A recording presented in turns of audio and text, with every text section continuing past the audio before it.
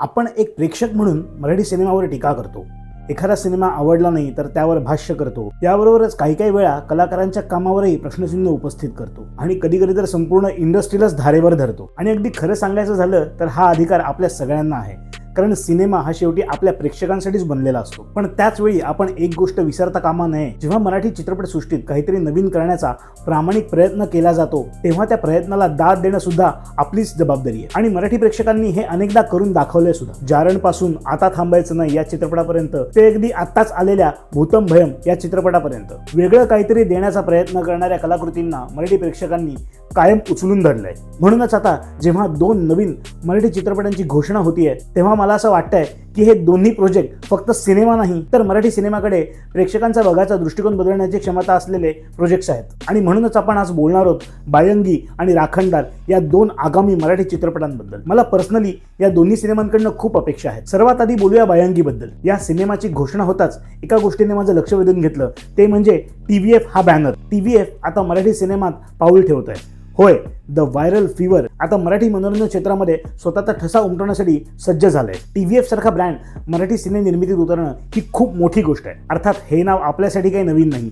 पंचायत, गुल्लक, aspirants, Kota factory ही फक्त आत्ताची काही यशस्वी उदाहरणं आहेत. OTTवर येण्याआधी त्यांनी यूट्यूबच्या माध्यमातून प्रेक्षकांसाठी जो दर्जेदार कंटेंट बनवलाय ना, ती अक्षरशः एक क्रांती होती. आणि TVFचं नाव ऐकताच आपोआप प्रेक्षकांच्या मनात एक विश्वास निर्माण होतो की काहीतरी वेगळं पाहायला मिळणार आहे, काहीतरी असं की जे मनोरंजनाच्या पलीकडे असेल. हीच TVFची सर्वात मोठी ताकद आहे आणि याच माध्यमातून त्यांनी स्वतःचा असा एक बेंचमार्क सेट केलाय. आणि हाच बेंचमार्क भल्या भल्या मोठमोठ्या स्टुडिओजना आत्तापर्यंत अचीव करता आलेलं नाही. कारण TVFने सादर केलेल्या गोष्टींचं, त्यांच्या कथांचं एक वेगळंच वैशिष्ट्य आहे. त्यांच्या सगळ्या कथा या सामान्य माणसांशी जोडलेल्या असतात. त्यांच्या कथांमध्ये आपल्याला आपला मित्र दिसतो, आपला भाऊ दिसतो, आपले आई वडील दिसतात. कधी कधी आपण त्यात स्वतःला सुद्धा बघतो. आणि या एका कारणामुळेच त्यांच्याशी आज एवढा मोठा प्रेक्षक वर्ग जोडला गेलाय. त्यामुळेच TVF मराठीत येणार ही बातमी जेव्हा कानावर पडली तेव्हा पहिला विचार माझ्या मनात आला की कमीत कमी या प्रोजेक्टकडून तरी मीडियाकर कंटेंटची अपेक्षा ठेवण्याची अजिबात गरज नाही. आता बायंगी सिनेमा नेमका आहे तरी काय? उपलब्ध माहितीनुसार हा सिनेमा कोकणातल्या काही प्रसिद्ध कथांवर बेतलेला असल्याचं सांगितलं जातंय. त्याबरोबरच या सिनेमात आपल्याला हॉरर कॉमेडीचा तडका सुद्धा अनुभवायला मिळू शकतो. आता हॉरर कॉमेडी जॉनरा हा काही नवीन राहिलेला नाहीये. आपण त्याचे वेगवेगळे प्रयोग गेल्या काही वर्षांमध्ये बघितले आहेत. पण प्रश्न असा आहे की TVF आता या जॉनराकडे नेमका कोणत्या नजरेनं बघणार आहे? कारण TVFने आपल्या नेहमीच्या स्टोरी टेलिंग स्टाईलप्रमाणे या जॉनराला हँडल केलं तर बायंगी हा सिनेमा फक्त हॉरर कॉमेडी पुरता मर्यादित न राहता काहीतरी मोठं होऊ शकतो. आणि म्हणूनच या सिनेमाकडून माझ्या अपेक्षा आत्तापासूनच जास्त आहेत. आणि माझ्यासाठी दुसरी तितकीच एक्साइटिंग घोषणा म्हणजे राखणदार या सिनेमाचं पोस्टर. कारण या सिनेमातून अभिनेता गश्मीर महाजनी हा प्रथमच आपल्यासमोर दिग्दर्शक म्हणून येणार आहे. आणि इतकंच नाही तर या सिनेमात तो अभिनय सुद्धा करणार आहे. आणि त्याच्याबरोबर सई तामणकर आणि मकरंद अनासपुरे सारखे कलाकार आपल्याला बघायला मिळणार आहेत. आता हा सिनेमा माझ्यासाठी का महत्त्वाचा आहे? कारण त्याच्या पोस्टरकडे एकदा पाहिलं तरी जाणवतं की हा सिनेमा काहीतरी वेगळं करण्याच्या मूडमध्ये. गश्मीर मुख्य भूमिकेत असून सुद्धा त्याचा नेमका लुक या पोस्टरमध्ये रिव्हील केलेला नाही. त्याऐवजी एक वेगळंच अनकन्व्हेन्शनल पोस्टर आपल्यासमोर आणलं गेलंय. आणि त्यावरची टॅगलाईन तर आपलं